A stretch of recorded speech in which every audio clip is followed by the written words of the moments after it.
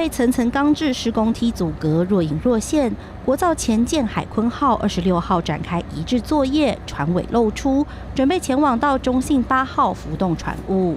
我正式命名你为海鲲军舰。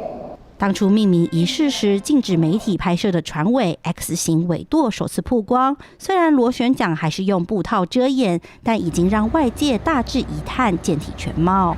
而据了解，这一切都是为了新阶段测试。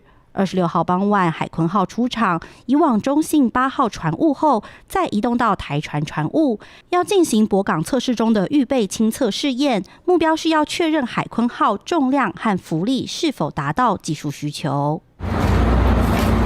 依照台船公司发布测试作业相次规划表，27号上午10点半前会执行第1阶段浮物拖带，紧接着第2阶段为浮船离墩，内容为浮物检查与人员定位，浮物下沉完成浮船，移除部分边墩及中心墩。第3阶段就是拖带进物。而第1艘国造前舰如今有了新进展，也吸引不少军事迷朝圣。镜新闻综合报道。立刻下载镜新闻 App， 一手掌握新闻时事，尽善尽美，尽好新闻。